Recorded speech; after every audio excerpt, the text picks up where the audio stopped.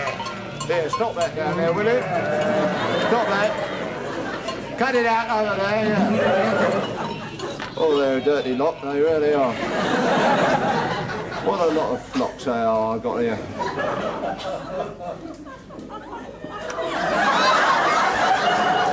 When the saints go marching in, when the saints go marching in, I want to be amongst that number. Good afternoon. Hello. I believe you are Mr. Arthur Shepherd. Yeah, that's correct. Shepherd by name, shepherd by nature. Lo, my flock are lowing. Hello, hello. Hello, hello. That's rather good. I like that. Yeah, it's very good indeed. Hello, hello. Yeah. Never thought of that one. No, it's a bit tricky, that one, isn't it? Yeah, it's very good. Can I introduce myself? My name is Matthew. You may have heard of me and my colleagues Mark, Luke and John. Oh, yeah, I know you lot, yeah. Yeah. Well, we are doing an in-depth profile of Jesus, or the Messiah, as you may know him. Yeah, I know him as Jesus. Oh, that's right. Jesus. Yeah. What paper do you work on? The Bethlehem Star. Ah, the Bethlehem Star. Yeah. The wife and I take that, actually. Oh, really? Don't think much of your racing correspondent. I had 3 shekels on that camel in the 3:15 at Galilee. It's still bloody running. I think one of his humps had been nobbled. Yeah, or something wrong. Perhaps it doesn't like soft sand. I don't know. But, you know, 3 shekels down the drain. You know, it's a lot for a working shepherd. Oh, sure. Well, I'm sorry to hear about that, Arthur. I don't actually work on the betting side of the paper, the sporting side. I work on the more serious side, reportage. Oh, reportage. That's very different, isn't it? Oh, yeah. Anyway, Arthur... Excuse me, if I take this off, I can hear better. Thank you. Good idea, son. Yeah. I believe you were in on the very first moments surrounding the birth of the Holy Child. Yeah. Now, I wonder if you could possibly tell me what happened in your own words. In my own words? Yeah. Yeah, well, basically, what happened, Matthew, was that me and the lads were abiding in the fields. Abiding in the fields, yes. Yeah, mind you, I can't abide these fields, you know. Well, they are unabidable fields. I mean, look around you. They are unabidable. These are about the most unabidable fields I've ever had to abide in. Yes, I must abide by that, I think. Yeah. But we were... It's not so funny when you have to abide in them. No, agreed. We were abiding in the fields, yeah, watching our flocks by night. Watching our flocks by night, yes. Because that's when you have to watch them at night, because that's when they get up to all their rubbish, you know. Yeah. Hot summer nights, the rams go mad, you know. Especially that one over there, he's a dirty little bugger. Stop it! Cut it out! Doing it in broad daylight in front of you. A holy man. Oh, dear. Stop that! Well, it's only human, isn't it? Yeah, I suppose you're right there. Yeah. Yeah, certainly an enthusiast, isn't he? Yeah, he's a little goer, that one. Yeah. Oh, those were the days. Anyway, you were abiding in the fields, watching your flocks by night. That's right. And then what happened? Well, much to our surprise, the angel of the Lord come down. Oh, that must have been a fantastic experience. Well, it made a bit of a break, you know. A bit of a change from just abiding in the fields, like. How did you know it was the angel of the Lord? Well, I'll tell you what the giveaway was, Matthew. It was the ethereal glow that he was emanating. Ah. He was emanating this ethereal glow. Yeah. And as soon as I saw him emanating this ethereal glow, I said, hello, that's angel of the Lord there. Yeah. Halo? Halo, certainly. Halo and goodbye, we said afterwards. You know, he wasn't there for long. As soon as he gave his little message, he was off like a bat out of hell. Straight up in the sky, he went and vanished, the clouds parted, and that's the last I saw of him. Yeah. Wings? Oh, lovely pair of wings, Matthew. Yeah. All gossamer, shimmering in the starlight. Yeah. It was a lovely sight. Must have been a wonderful sight, yeah. What did he say to you, Arthur? Well, he sort of, he picked me out, like, from the other lads. Yeah. And he said, unto ye a child is born. Right. Unto ye a son is given. Yeah. What was your reaction? Total shock. You know, I wasn't even married at the time. I thought to myself, you know, blimey, what was I doing this time last year, you know?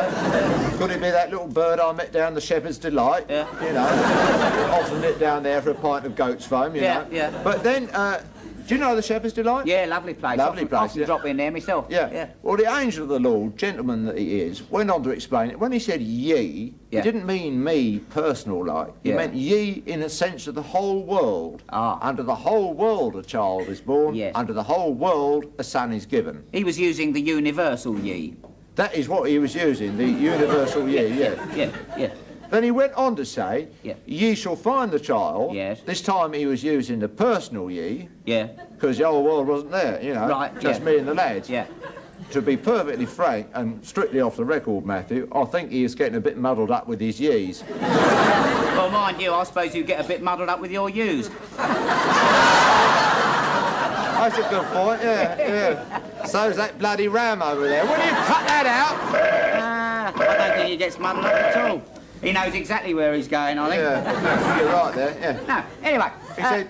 He said, ye, Yeah. the personal ye, Yeah. ye shall find the child Yeah. lying in a manger, Yes. all meanly wrapped in swaddling clothes. Yes.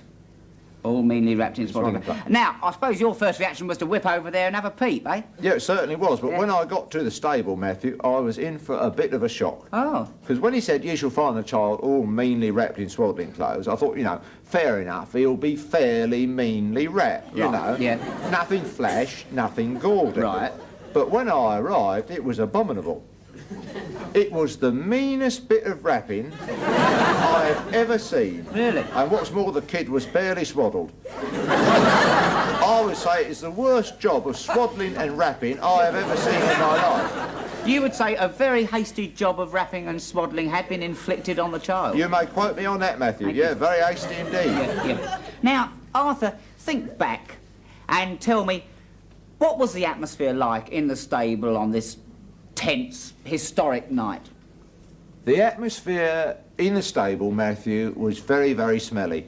All these cows and goats and sheep about, and they weren't being careful about, it being a special occasion or anything. It was just like normal. Yeah, well, it's an interesting sideline. You can understand that. Well, now, was the Holy Ghost there?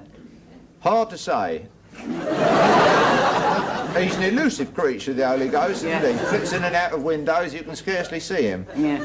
Mind you, I think he ought to have been there, in his capacity as kind of, godfather. Yeah. But I couldn't say I saw him, because No. I didn't say. I couldn't see him. No. I suppose even if he wasn't there, he was probably there in spirit. No. Yeah. Yeah, certainly. Anyway, I gather that later on in the evening, the three wise men came by. Is that so? 3 wise men arrived, three bloody idiots if ever I saw them. In they come, bearing gifts of gold, frankincense and myrrh. Oh, yeah? Well, gold, fair enough, a little nugget of gold always comes in handy, doesn't it? Yeah, sure, always doing a bit of gold. Oh, yeah. But what is a little kid going to do with frankincense and myrrh? I ask you. Yeah, I mean, myrrh's the stuff what puffs put behind their ear, isn't it?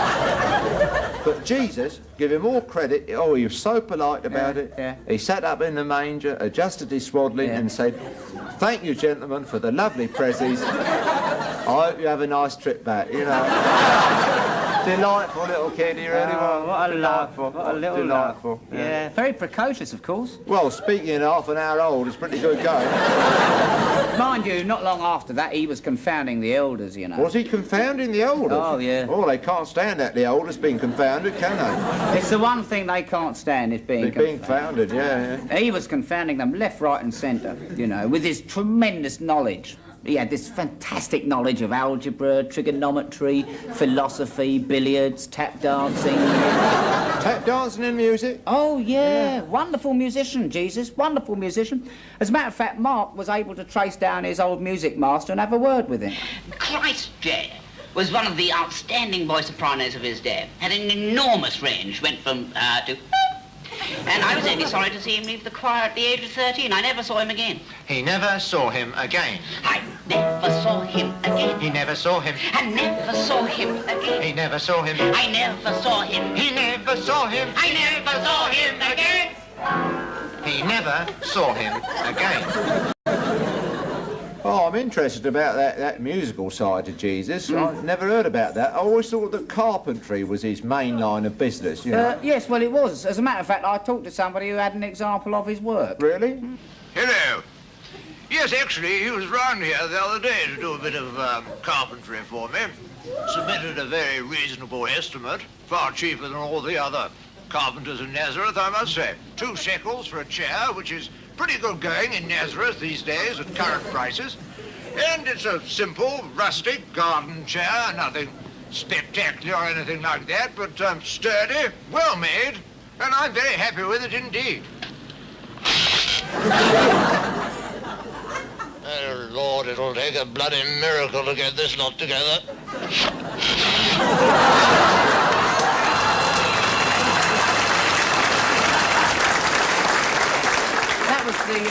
That was the marvellous thing about Jesus' carpentry. He had a sort of built-in guarantee. Yeah, but it wasn't much of a chair to start with, was it? Oh, no. Well, no, Jesus, as a conventional carpenter, wasn't much cop.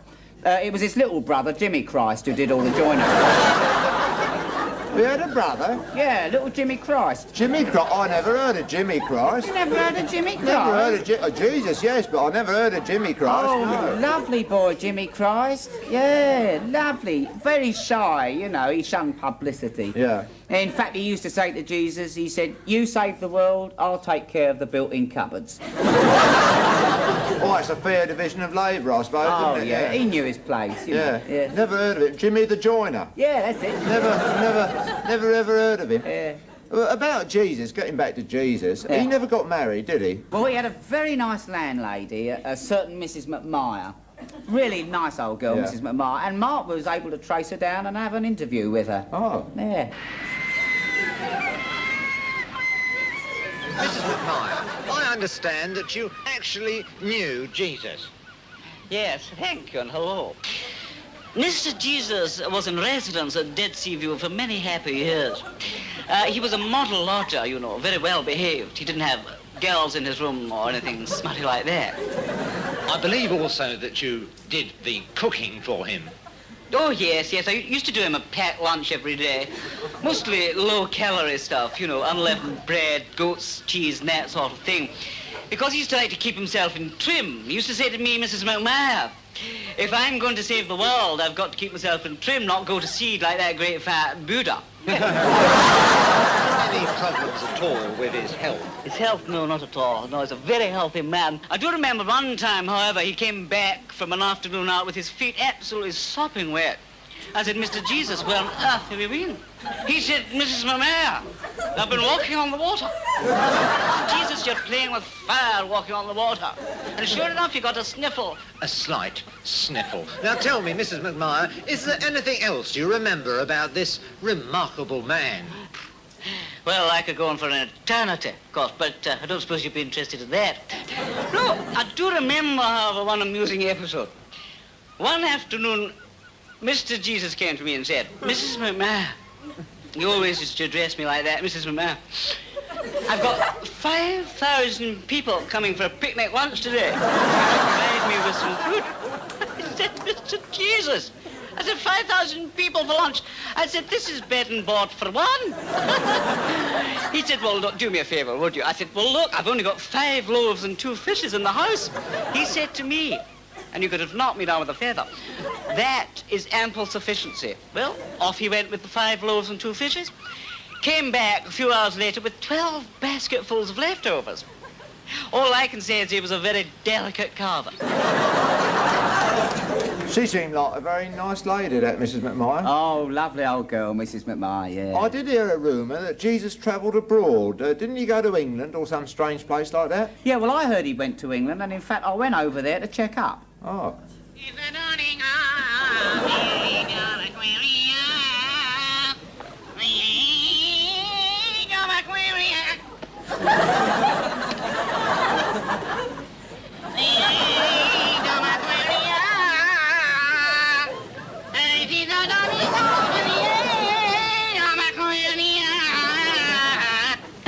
Excuse me, Enoch. Yes? Dip those feet in ancient times, walk upon England's mountains green, and was the early Lamb of God on England's pleasant pastures a seen. Actually, no. He did come over here, but we had a rather severe unemployment problem amongst our own savers at the time, and we were really looking for sort of road builder types, so I had to send him on his way back. It was nothing to do with the fact that he had this rather long hair and was Jewish. Oh, well, thank you very much for your cooperation. Oh, blimey, look at the time. Oh. Here, could you tell me the quickest road back to Galilee? As far as I'm concerned, all roads lead to Rome. Particular ass with the feather. Pardon? I said particularly nasty weather. I didn't really like that Enoch bloke, you know. No, nasty type, particularly nasty fella. Particularly nasty fella, I say. Yeah, very nasty. I'll tell you one thing I always felt very sorry for Jesus about. Yeah? That was having his birthday on Christmas Day. You know, so he only got one lot of presents like it. Yeah. Shame that, really, wasn't it? Did he have any other problems of any kind, you know? Well, not that he ever discussed with us, you know. He was a very well-balanced sort of bloke, you know. I think, if anything, he had a bit of a father complex, you know. Yeah. a bit overawed by his dad. Yeah, well, you can understand this, can't you, Matthew? Because it was his old man what done the universe, wasn't it? Oh, yeah. Bit hard to follow that, isn't it? Top that, mate. Top that, yeah. Did Jesus ever explain why his father created all those horrible things? Those nasty things like flies and fleas and stinging spiders, snakes and alligators, bubonic plague. I never saw much use for them. They don't seem to do anybody any good. Yeah, but be fair, it was his first universe. He'd done it all in 7 days. Yeah, a bit of a rush job. He must have been hurtling about the place. Yeah, 7 days for a 7 universe. days. Good going, isn't it? Oh, yeah, marvellous. And you say flies and fleas, Yeah. Arthur. But be fair, think of all the successes. Birds and bees, Persian cats, Yeah. geraniums, Yeah, budgerigars, yeah. lovely, cuddly things like that. Yeah, a lot of Eh? nice things about when you come to think of it, Yeah. I Mustn't think be he's on done- the gloomy side, must it? No. Anyway, thank you very much indeed, Arthur, for all your cooperation. Not at all, been delighted, you know. Been really nice talking to you. I'll tell you what I'll do. I'll send you a copy of the article when I've finished it. Oh, that'd be great, because, you know, you get a bit bored up here just abiding in the fields with your flocks, you Of know. course, you must do, yeah. We're calling it The Gospels, actually. Oh, it's a good title, that. I Yeah, think the it's Gospel's good title. Nice and catchy, Yeah. you know. I think, in fact, it'll be a better seller than the Old Testament. Yeah. I think you've got all the ingredients there, haven't you? You know, from what you've told me, it's an unbelievable story. Oh, yeah. it's lovely. Incredible. Yeah. Well, it's got all the stuff in it, isn't it? I mean, you know, adventure, romance, tragedy, happy ending, Yeah. you know. It's lovely. Got the lot. Yes, indeed. Anyway, I've got to go off and try and get an interview with Pontius Pilate, but I don't know if I will. He's always in the bathroom washing his hands. I've heard he's been a bit evasive recently. He has, Hey, yeah. Matthew, before you go, could you tell me one thing? All those miracles, like Mrs. McMyer talked about, like walking on the water, Yeah. were they really true, or was that just, you know, publicity? That's all true. All True? True, Arthur, yes. In fact, we had an eyewitness to the walking on the water, the late George Griddle. Do you remember him?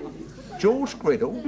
Yeah, he used to have a column in the Bethlehem Star, didn't That's he? it, yeah. Round and about Jerusalem with George Griddle. Right. Very good at was, all spicy, you know, tittle-tattle stuff. Yeah, that's it. My True Confessions by Salome. That's it. You ran that for 52 weeks, didn't Oh, you? yeah. Terrific stuff. What happened to George? Well, it's a tragic story, really. Very unfortunate. It might have been Matthew, Mark, Luke, John and George Griddle. But fate decreed otherwise, Oh, dear. as she is wont. Anyway, George had been given this assignment, you know, to do 24 hours in the life of Jesus, you Yeah. know, and he'd been following him around, you know, during the morning. And he hadn't got very much to report by the end of the morning, you know, just sort of ordinary things like Jesus sits down, Yeah. Jesus stands up, Yeah, Jesus has a cup of tea, yeah. Jesus calls out to his dog, "Get thee behind me, Satan." Nothing sensational there, is there? No front page material, Arthur. Read all about it. Jesus sensation. Jesus sits down. No, you couldn't do that. No use at all. Couldn't sell a newspaper. Sensation. Jesus stands up. No, no It good. wouldn't exactly be a grabber, would it? No, hardly. Anyway, Jesus eventually come to this lake, Yeah. and he was walking towards this lake with the late George Griddle in hot pursuit, as you can see. Oh, there's George behind him. That's yeah. right, yeah.